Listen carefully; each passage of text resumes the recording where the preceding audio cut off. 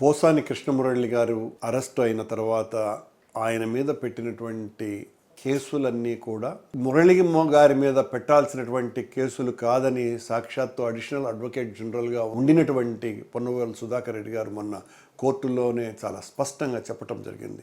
ఇవన్నీ కూడా ఉద్దేశపూర్వకంగా రాజకీయ ప్రేరేపితంగా ఉన్నటువంటి కేసులు, తమను వ్యతిరేకించినటువంటి వాళ్ళ యొక్క గొంతుకలను నొక్కివేయటానికి ఈ రకమైనటువంటి అక్రమ కేసులు బనాయిస్తున్నారు తెలుగుదేశం పార్టీకి సంబంధించినటువంటి ప్రభుత్వం అని ఆయన చాలా స్పష్టంగా చెప్పటం జరిగింది. పోసాని కృష్ణమురళి గారి మీద ఎప్పుడో ఆయన మాట్లాడినటువంటి మాటలకు ఈ రోజున ప్రతీకారేచ్ఛతో ఆయన అరెస్టు చేయటమే అన్యాయమైతే, ఆయన ఆరోగ్యం సరిగ్గా లేదు అన్న విషయం చాలా స్పష్టంగా తెలిసినా కూడా ఆయన్ను ఆసుపత్రికి తీసుకువెళ్ళి ఏ రకమైనటువంటి ఆరోగ్య సమస్యలు లేవు ఈయనకు అనని, దాని మీద పచ్చపత్రికలంతా కూడా ఆయన ఏదో నాటకం ఆడినట్టుగా చిత్రీకరించటం అన్నది చాలా బాధ కలిగించే విషయం.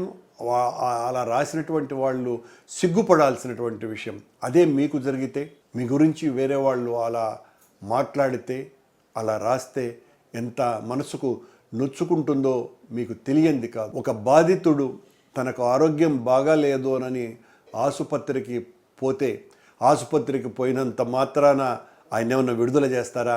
చెయ్యరు కదా. మీకు సంబంధించినటువంటి న్యాయ నిపుణులందరూ కూడా అనేక రకాలుగా ప్రయత్నించి ఆయనకు బెయిల్ రానియకుండానే చేస్తారు కదా. 2 రోజులు ఆసుపత్రిలో ఉన్నంత మాత్రాన ఆయనకు ఒరిగేది కూడా ఏమీ లేదు కదా. ఆయనకు వచ్చేటువంటి వెసులుబాటు కూడా ఏమీ లేదు కదా.